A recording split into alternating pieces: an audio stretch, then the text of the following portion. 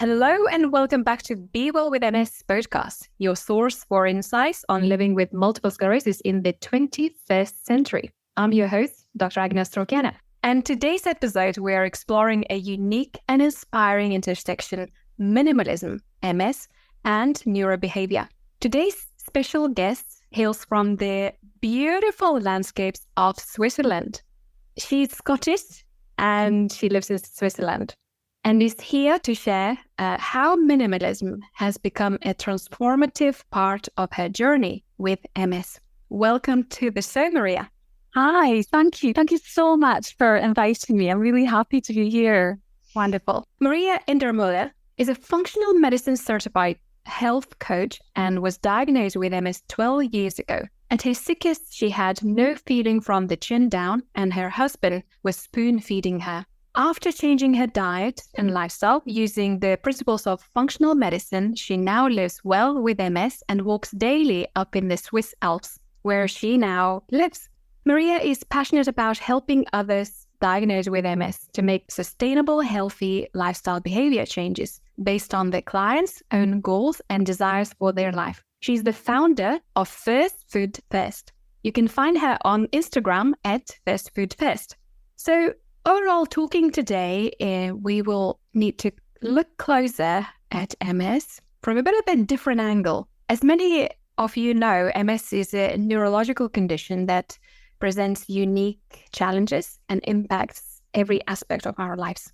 Now, let's delve into the concept of neurobehavior, the way our brain influences our behavior. It is closely linked with MS due to the condition that affects our brain and nervous system.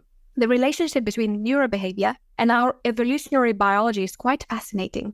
You see, as humans, we evolved under conditions that required us to consume resources for survival, driving us to stay alive in harsh conditions. And this instinctive behavior can, in our modern life, modern day, translate into overconsumption and even a kind of health of an anxiety, especially for those of us living with a chronic condition like multiple sclerosis.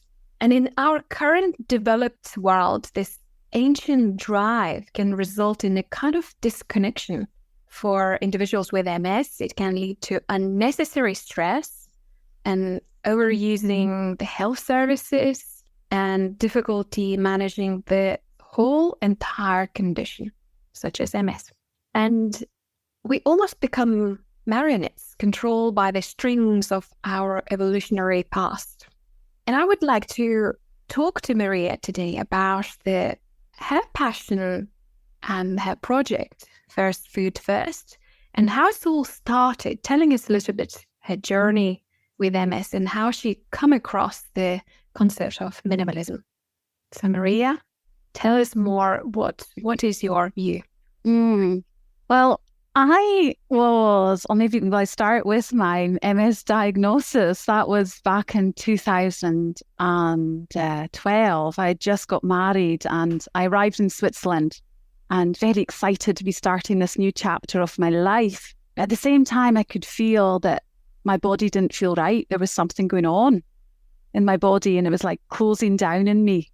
And it was quite hard to ignore that, because my vision also was changing, and I could feel that, all these pins and needles and numbness, and I knew there was something not right. So I went to the doctor, and initially, unfortunately, I was dismissed and told that I was homesick and that I was depressed, and that was quite difficult actually, just to process. But I still knew, I actually knew the doctor wasn't right.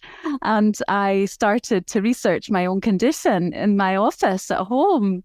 And it would appear that my symptoms sounded like MS, which was troubling and scary, I have to say, with what you read about it.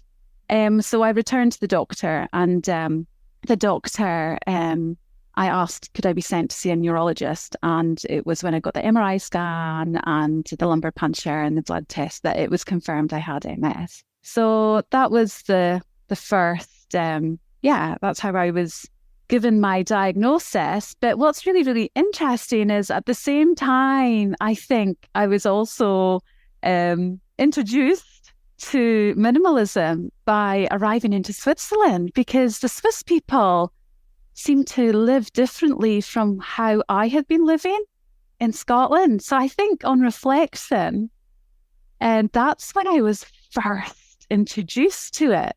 Yeah. So what do the people in Switzerland do that is different to your country in Scotland? Well, how does that resembles? Like, what is it, minimalism in your life in general? And where this food first comes into your life? Well, first food first came into my life when I received the diagnosis, and I was told to, or advised, I should say, to go home and rearrange my home to accommodate a wheelchair because it was progressive disease, which meant progressive decline. And there was no hope given to me whatsoever. But I quickly established that the foods that I put at the end of my fork, they either improved my symptoms or they made them worse. So I quickly established that food had a massive role to play in my MS symptoms. So when I discovered the power of food, hugely powerful for me, and because the neurologists that I was seeing at that time didn't take food seriously, like when I asked them, do I have to change my diet and lifestyle before I did, they said no. Whereas I'm so grateful I did, because if I hadn't, I wouldn't be walking up the Swiss Alps. Like, what I put in my body is so important. So I realized I really needed to educate myself, because there was nobody here I could go to that could tell me more. Nobody I knew, at least. So that's why I took it upon myself to learn more, because my health was my responsibility. And I committed to a 3-year course, and it was before Zoom. So every second weekend, I flew from Switzerland to Scotland, Geneva to Edinburgh, every second weekend for 3 years to study nutrition. And I'm so grateful I did. So grateful, because I feel empowered and I live really well with MS. Like, I have to be careful. I know my triggers. And one of my big triggers is food. If I put the wrong food in my body, I expect not to be able to walk. It's as simple as that. And you kept the diary to analyze how does that food affect your body and your wellness and your symptoms of MS? What was the trick that it made to realize and come to this aha moment? Well, what was the approach? Yeah, I think just writing it down. Like, I journal every morning and every night. I love to reflect. I do a lot of inner reflection. And interestingly enough, I think MS provides that unique opportunity to reflect. I consider it to be quite important. So yeah, I started writing things down and joining the dots, basically. I didn't feel well yesterday. What did I eat? Oh dear, I ate those Haribos. Or I had that burger with chips, hugely inflammatory, and I remember when I knew nothing about food, going to McDonald's, like, that's what now, almost 10 years ago. I just will not put rubbish in my food and my body. Like, food is information, and I need to give my body the best information for it to function well. Yeah.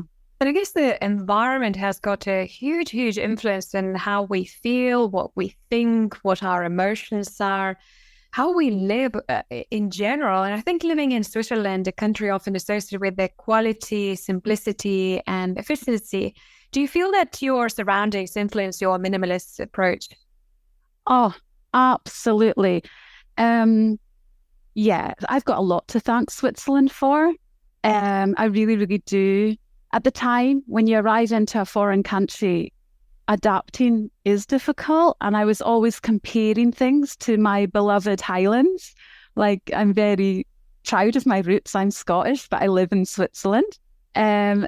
But I closely observed the way the Swiss people were living, and it was quite different from how I had lived. And even just in terms of food, I think the biggest thing I noticed is they ate locally and seasonally.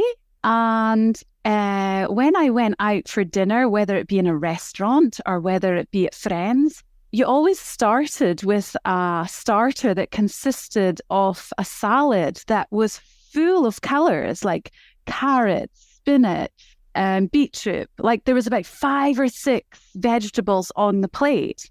Now, I wasn't used to that. Like, I didn't even know how to make a salad dressing. My husband had to teach me that because back then, this is 12 years ago, like I didn't eat a salad. Like I didn't eat, my diet was terrible. Mm-hmm. So that was a big, an interesting observation and learning curve for me. And not only that, the portion sizes significantly smaller. And the dessert sizes, like I'd say the dessert, a little cake in a bakery is about the quarter the size of our hand. Like, and there seems to be more of a practice of mindfulness. They're more mindful how they live. Yeah, it's been hugely interesting to me. Even the way they sleep. All the lights go out in the street by 9, 10 o'clock at night. And if I were to look out the window, there's not one light on in a house because everyone's in bed. How interesting. Yeah, they're not on Netflix, you know, they're not staying up all night with a packet of Pringles doing what I used to do. Okay, I didn't have Netflix, but you get the gist of it, as in, you know, I used to be a bit of a slouch potato and I would watch things until the early hours in the morning. And it's not to say the Swiss people don't, but from what I see when I go to bed and turn, the lights off, as everyone's doing the same at 10 o'clock at night. And that, going by the circadian rhythm, going to bed when the sun goes down and rising early in the morning, which is quite inspirational, I find. And I guess the environment you live in, and, if we follow this model of minimalism, so you're not overcrowd your cupboards. You have more space in your living room and your sitting room. You don't need many furniture around. So tell me a bit more sort of a design work and how you organize your homes in living in Switzerland. It's an interesting one because I studied interior design and I love interiors. Like I went to art school and I worked in Laura Ashley for years, and I was also a kitchen designer. So interiors to me are very, very important, as they are, I think, to the UK. Like, I think we do have a knack to be really creative in our homes and make them homely and cozy and welcoming. And that's where I came from, and I embraced it and I enjoyed it and I thrived on it to a certain extent. But so when I came to Switzerland and I discovered that everything seemed to be like there wasn't as much stuff. And it was a bit of a shock, I have to say, because I considered it to be, our interiors are an expression of our personalities. It's way more than just decor, isn't it? It's how we show up. And so I noticed that, things were different over here, and I was intrigued.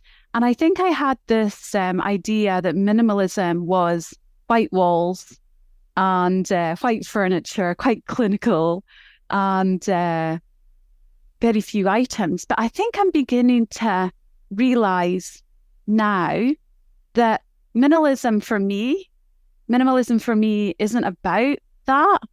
And I don't think it's that either for the Swiss people. I think it's what you choose to fill your life with. That to me is the definition of minimalism. And it's not just your home. It's what you fill your life with on a daily basis, as in how you live and what you fill your body with, what you fill your thoughts with. And I think it's just so much more than our house or where we live. It's the same as in our minds, we are overthinking these days. We have, we crowd, we overwhelm ourselves with their thoughts, and they become obsessive thoughts. You build up stories based on one obsession, one memory. And I guess, again, not just decluttering your environment where you live, but decluttering your mind, finding the techniques, how you overcome the repetitive thoughts and thinking, whether it's related to MS diagnosis or any other life events, just finding the technique to distract or say to yourself, stop, simply by bringing attention to that overwhelming thinking, one thought after another that creates the story. You just say to yourself, stop. And that's how you bring the attention to actually, think about some of the other things that are less overwhelming. And by practicing this, I guess you start living in that present moment. You start, and everyone talks about this, being in the present moment. It's difficult to achieve unless you are skilled. And I think, from decluttering your cupboards and getting rid of all the processed food to trying and find the way to distract yourself, label the source, bring that attention to, without allowing to go into endless activities in your mind that really are upsetting and emotionally draining. And I think when we tide our houses, when we feel that there is not much in that space, you feel somehow more clear in your mind. You're less foggy. Have you noticed, Maria, that when you have that sort of a space for yourself, you feel really better? That there is a Maria Kondo that is a guru of tidiness. That she teaches people how to store things, how to clean and live in that sort of a clean environment, because that has a positive effect on your mind, on your physical feelings, mental health. Would you agree with that? Oh, what? 200%. Absolutely. I just love what you just shared right now. And that's exactly it. I think that is what I have identified in myself living with MS these past few years, is that it's crucial that I am happy with my surroundings. Because I think clutter too, as you just said, it's not just the things you see, it's your thoughts and your opinions and commitments and schedules and that. So there's so much more to it. But when you were just speaking there, it came to my mind, this time last year, I couldn't walk. I literally could not walk. And I have been looking at my old diary that I wrote in this time last year. And it's really, really interesting because I identified that how I was feeling emotionally in terms of my surroundings. I live in an apartment and it was really, really, really hot. And I began to feel trapped because it was so hot. And I felt really trapped in an apartment and I longed for space and to get outside, but it was too hot to go outside. And I was overthinking. And I think this is something, well, maybe it's just me, but from what I'm hearing you say, it sounds as if it's quite common within people that have a diagnosis of MS to overthink. And I was overthinking a lot. And then within a couple of days, I think there was a lot of things that created this flare, that I actually began not just to feel trapped in my apartment, but I began to feel trapped in my body. I was trapped. I couldn't walk. And I learned something really valuable that day, that there's more to MS than I have maybe given, more to MS than I have considered. That our emotions have a massive impact on MS and how we feel. And it makes sense to me now. And it was an aha moment for me, a light bulb moment, that because I felt trapped in my apartment, I then later on became trapped in my body. Yeah, I think emotions are real and can be quite significant. It's an influence, sometimes if we feel trapped and we feel unwell with loads of symptoms and problems, automatically our environment becomes cluttered. almost like it's blocking energy because you haven't got energy to actually tide up things. And then this, accumulation of things around you, or overconsumption, wasted food, or, and not using the items that you own, influences how you feel as well. So it's almost like a catch-22. You feel bad, your environment becomes crowded and overcrowded, I would say, and then your environment starts making you feel even worse. So I think that, again, bringing that attention, okay, it's a bad day, and you label this is a bad day, you tell it to yourself, you give a name to that day or the thoughts that keeps coming to your mind. Is like, okay, my MS again, or thanks MS, thank you brain for reminding me that I'm not well today, or I got this issue, and constantly remembering things, about whatever traumatic, the journey you had to go through. But giving the name of that thought and feeling, automatically you will notice that it almost stops the flow of further story in your mind. And then on a good day, perhaps you start, thinking, okay, so I need to declutter, I need to tidy up, and I need to get rid of things that are not necessary to me. And this is where this minimalism comes from. We don't need so many things in our lives.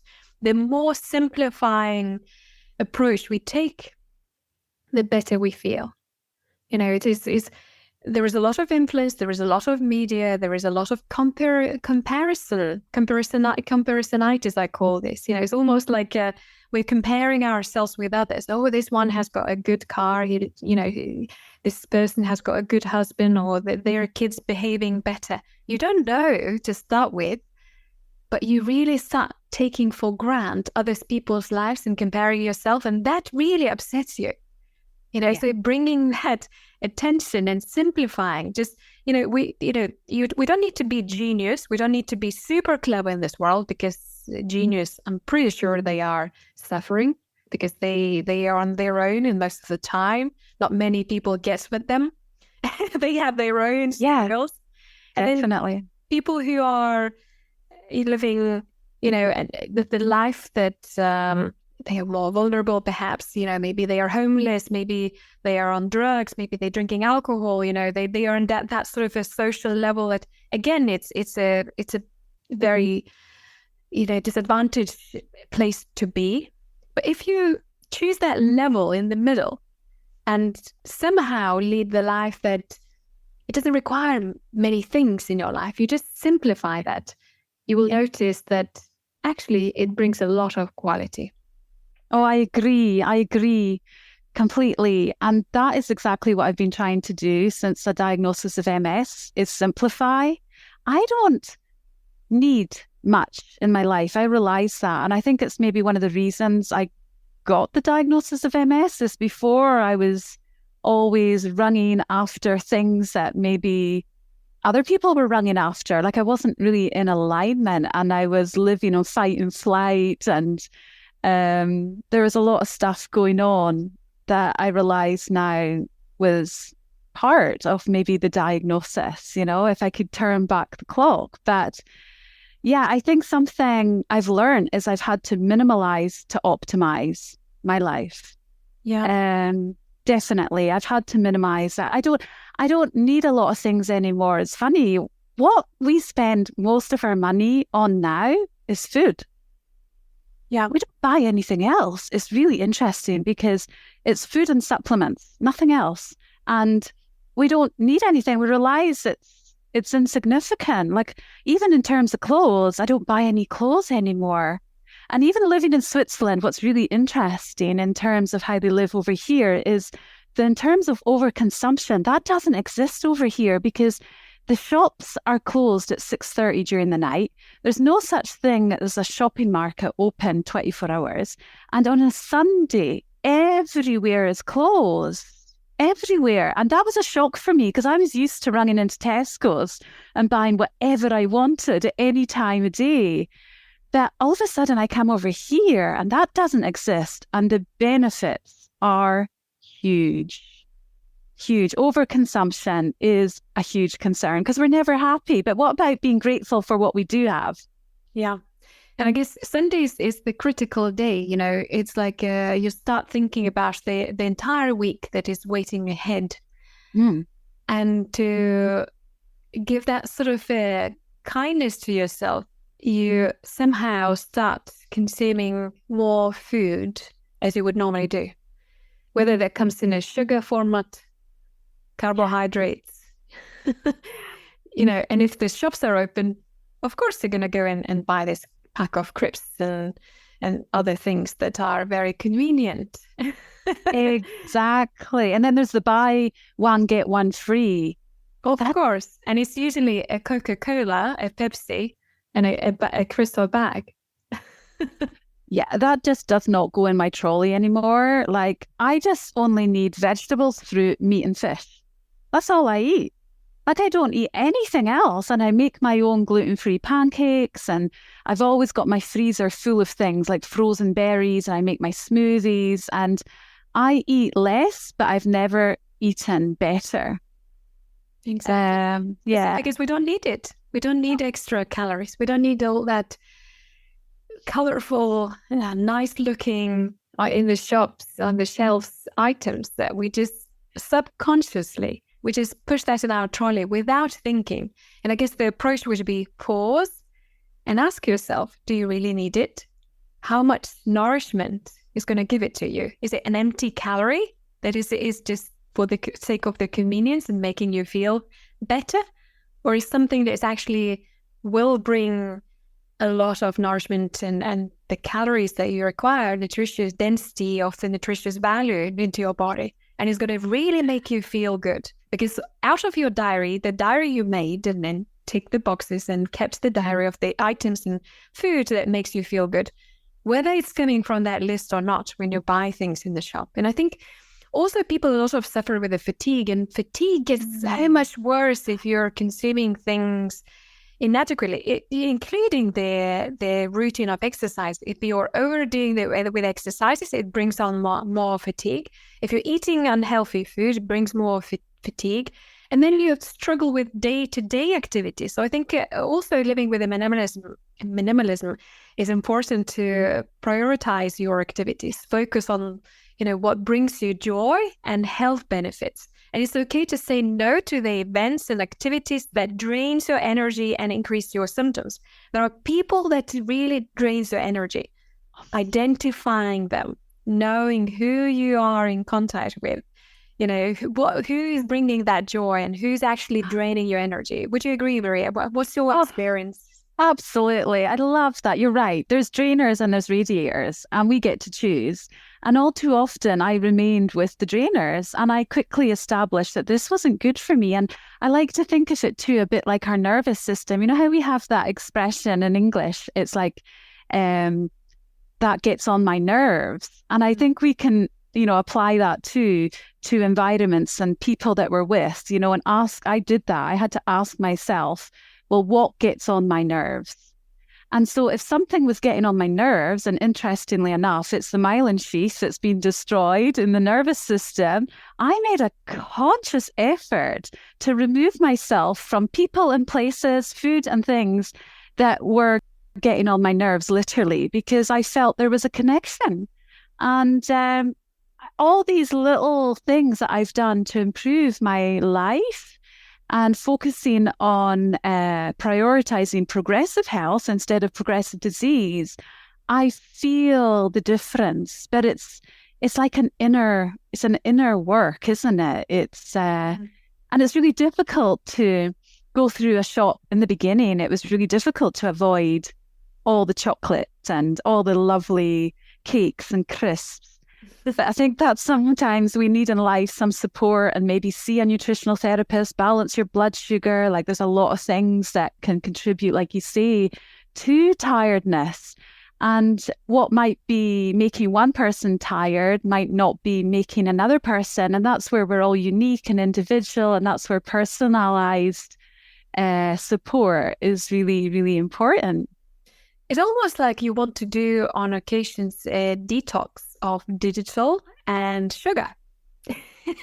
limit the time you spend on digital devices and social media, because it's really, if it's done very regularly, it's so overwhelming, experience to see news and information about multiple sclerosis. Instead, maybe schedule specific times to catch up on the news and research. You don't want to be completely detached from the world that is happening online, but you really want to limit the timing, and maybe finding the body, a person that is actually on the same journey living minimalism, and trying to detox from the processed foods and full of sugar foods, and detox of the digital technology. And you could check on each other. I think, that sort of a community, peer-to-peer support is equally super important in this life. And I like, Maria, that you chosen, once you got better and overcome this challenge of not moving, not requiring a lot of support from your husband, you started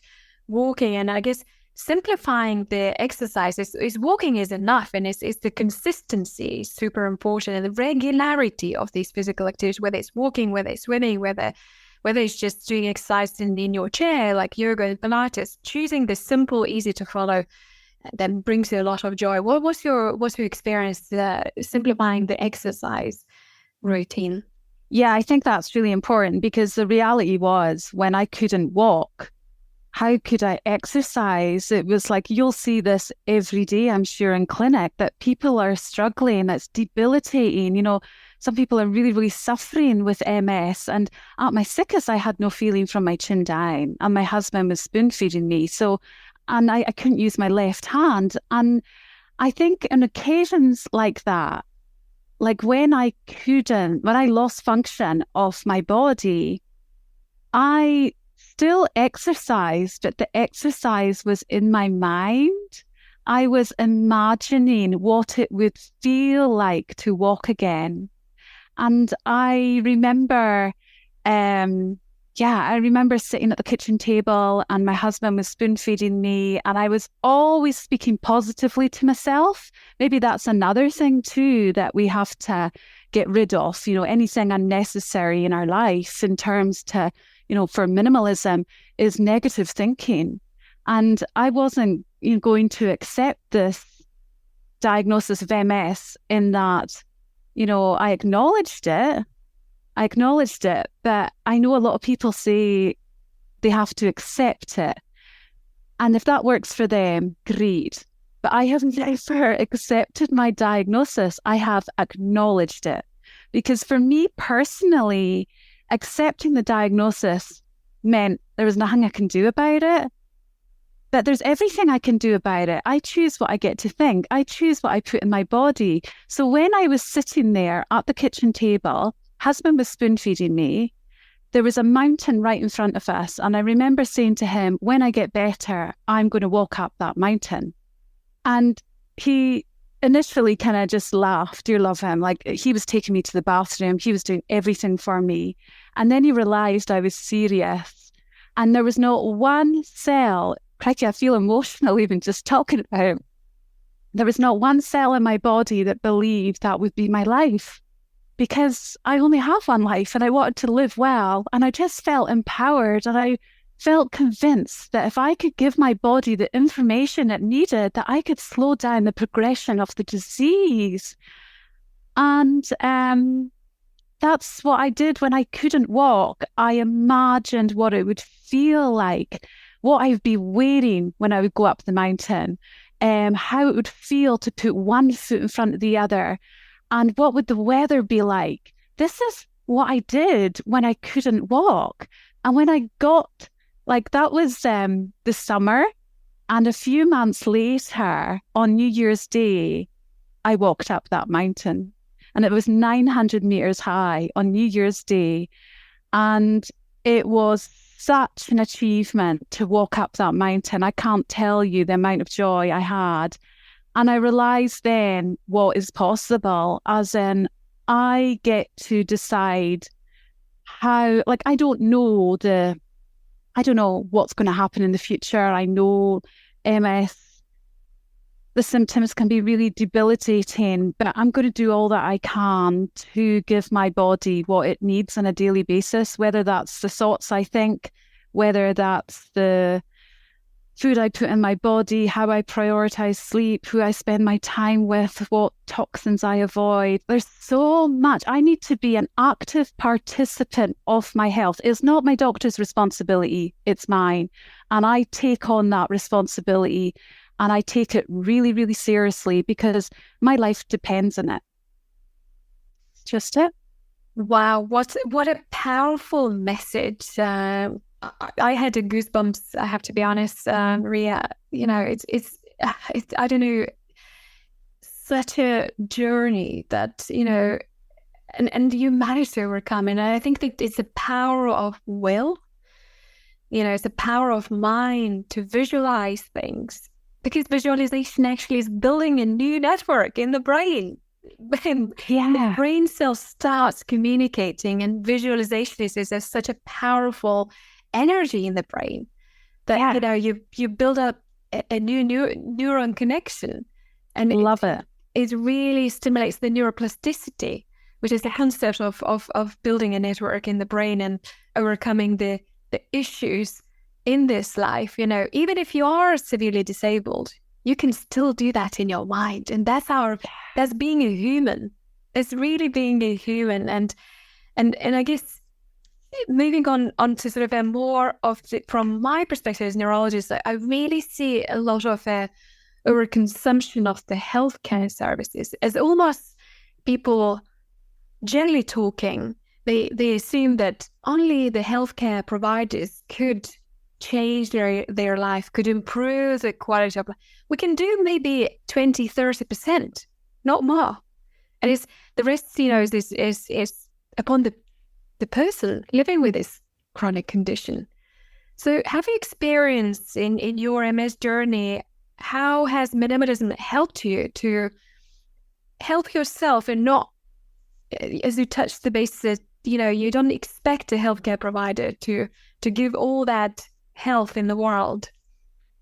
Yeah, well, I think for me, the biggest change to leaving Scotland to come to Switzerland was the health service, in the sense that we have our beloved NHS and we can be so grateful for it. But when I arrived in Switzerland, all of a sudden I had to pay to see my doctor. And that was a bit of a shock to me. And when you have to pay to see your doctor, it really makes it real. Like, I think when I was living back home, like I could go to a doctor. I know it's difficult to get, you know, to see a medical professional these days. But maybe that is because of the way it's set up. I don't know, and that it's overused and people aren't taking responsibility. I don't know. I know I certainly maybe went to the doctor at times when I maybe didn't need to, but it was the thing to do, as in if you weren't well, go to the doctor. Whereas if you're not well here, you go to see a pharmacist and they will give you something, which I find quite interesting. The doctor's a last resort over here. So when I was falling sick and my body was closing down on me, I remember receiving these bills and wondering what they were and why were they coming. And it was my husband that had to say to me, well, here, when you go to see a doctor, you have to pay for it. And that was completely new to me. So to see a doctor for 10 minutes, it was like 150 Swiss francs, £125. And then I saw a neurologist, that was £500. The MRI scan was £1,000. So when the insurance that we had, it paid the first, like I had to pay my first £2,500. So you always had to have £2,500 every year in your bank, because your insurance, you would be expected to pay that before the insurance kicked in. And then when the insurance kicked in, you still were required to pay a fraction. So when these bills were coming in very, very quickly, I realised that I had to take control of my health, because quite frankly, I couldn't afford to be sick. We couldn't afford to be paying hundreds out every month on my health. So I decided to take responsibility for my health and do what I can to slow down the progression of the disease. And it's worked for me. Like I went to see a neurologist this year. Like I have to say, I avoided them for a while because unfortunately I had a really bad experience. Unfortunately, I hope other people have better ones than me. But then somebody was highly recommended, and oh my goodness, he's amazing. He's a bit like you. He's a male version of you, and I really appreciate his guidance, his support. But when I saw him, he was worth every penny. It was £500 to see him this year. And he said, I don't need to see him again because he says, I'm doing everything right. And it was so inspiring. And he also just acknowledged what I'm doing is working. And he's very much following Dr. Wall's protocol. And I live my life with Wall's protocol. And it works for me. I am a bit concerned, my age now, I'm 45. And I'll be honest, I'm like, oh my goodness, menopause will be coming soon. How is that going to affect MS? Is being a woman and embracing no matter what period of your life you're living. Yeah. Whether it's your, childbearing age, whether it's premenopause or menopause, embracing and celebrating is your way forward, and making sure that the healthy lifestyle is in place to manage no matter which cycle of the woman you're experiencing. And I guess it's some sort of people may listen to this podcast and episode and say, look, there are challenges around. It's not that easy, to embrace the minimalism. How can we overcome that sort of challenge to embrace that? Not many people live in Switzerland, and they are exposed by different experiences and the healthcare systems. What are the challenges of embracing minimalism?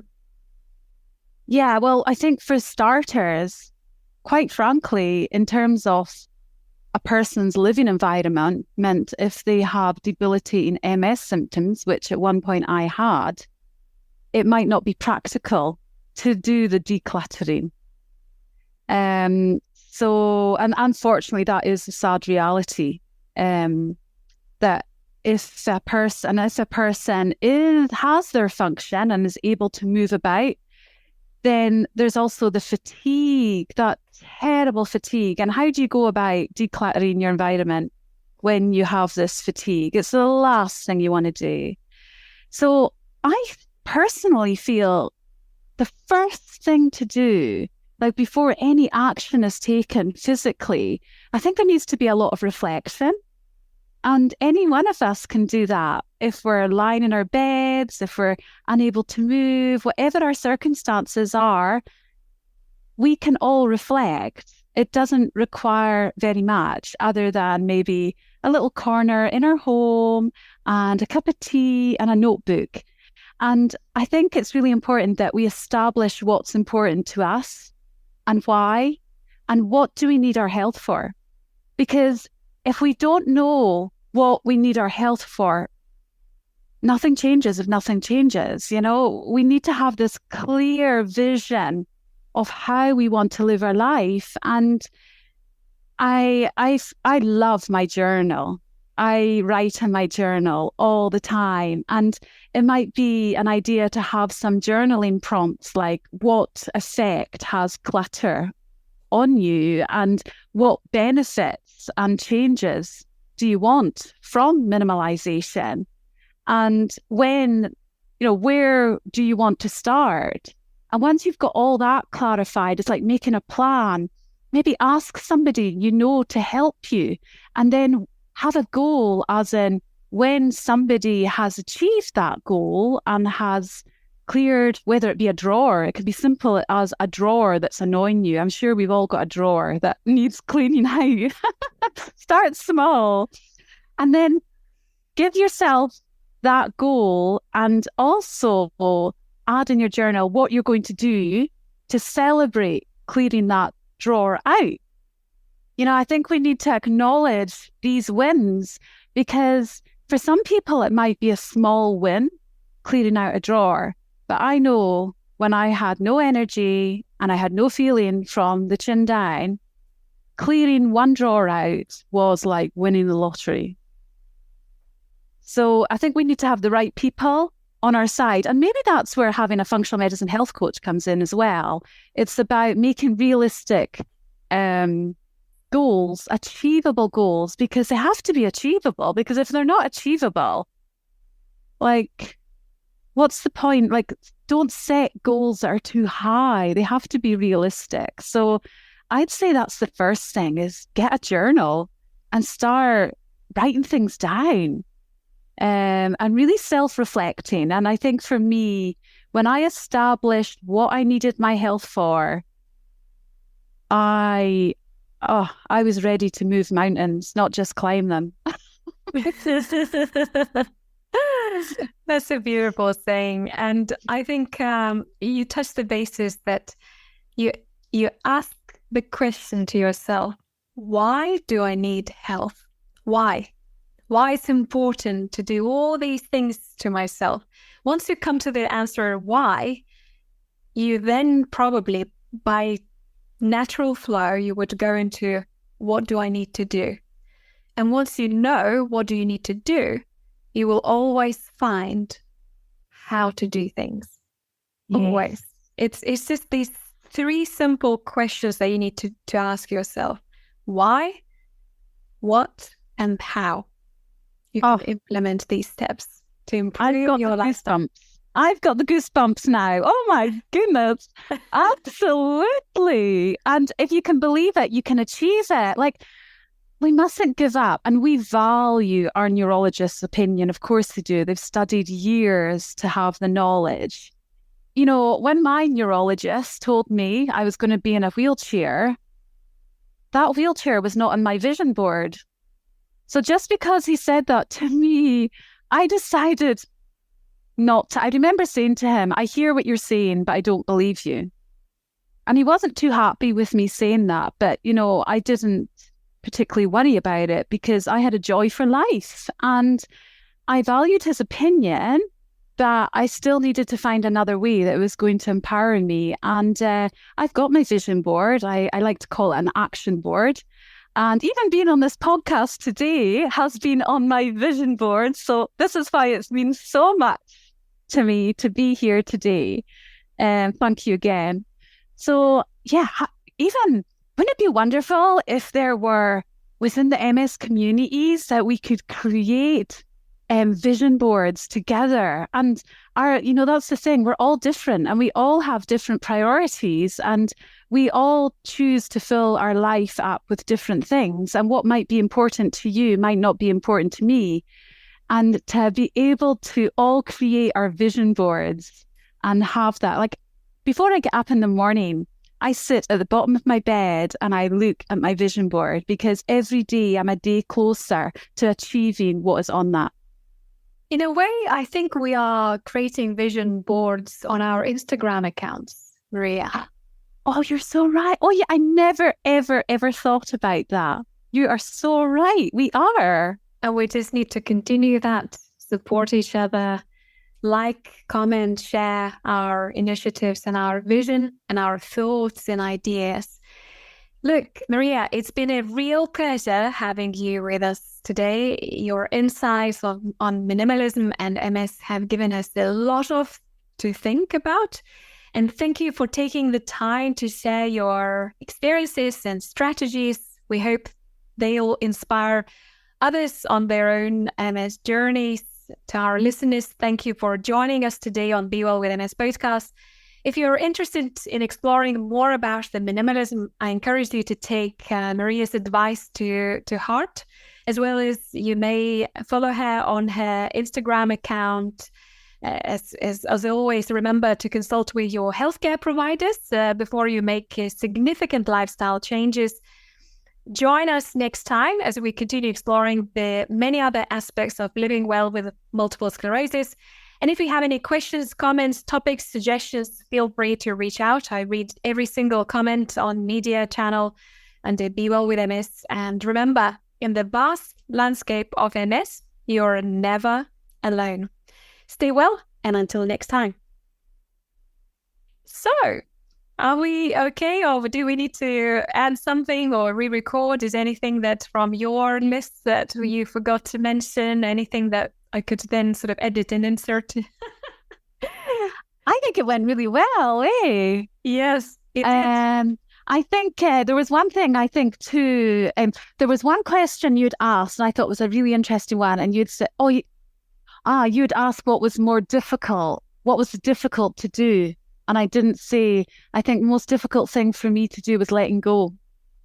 Okay, so maybe I'll ask the question and the same question, and I could then edit and insert that.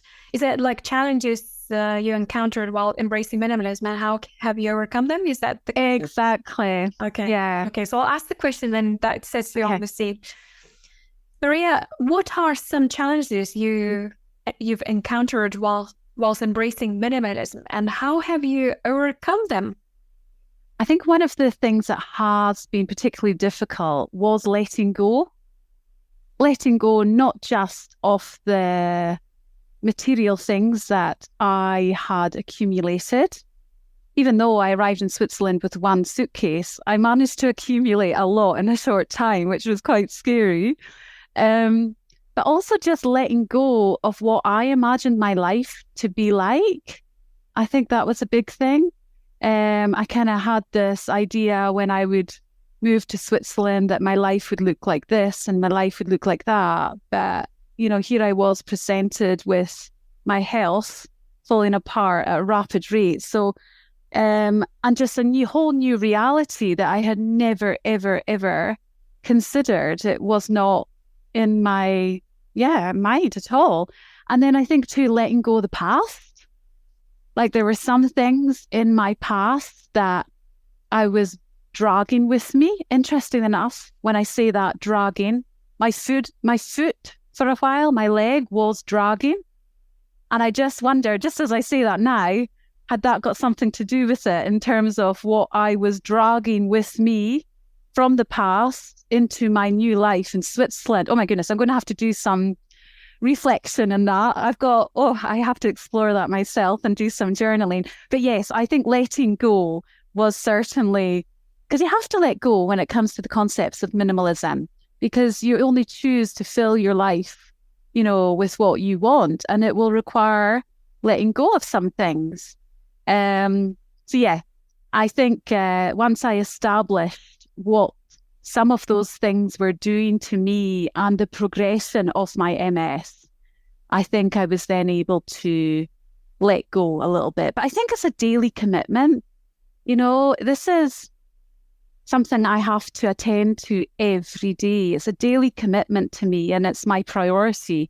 But letting go, I'd say, is the hardest thing, whether it be thoughts, feelings, foods, toxins, all these things that accumulate in our life that we just don't need. But the benefits, anything worth doing is never going to be easy. So just, find somebody that understands you and just go for it, because, I think letting go is hugely transformative when it comes to health with MS. I totally agree. I couldn't agree more. And I think we have to think between the lines of clean, fresh, organic, seasonal. That's the important aspect of living healthy. Living is the approach of minimalism. And the minimalistic lifestyle is something that we should all think about and implement step by step in our lives. So thank you for that. So thank you, Maria, again, and I hope to see you around very soon. Absolutely. Thank you so much for having me. I so appreciate being on here today, and I love your posts, and I think you're a breath of fresh air, and your knowledge and your positive attitude, it certainly does help. So thank you for being who you are and making the difference that you make. Thank you, Maria. And if you would like to follow Maria, which I highly recommend, she's on Instagram. It's at first_food_fest. Thank you, everyone, and see you soon.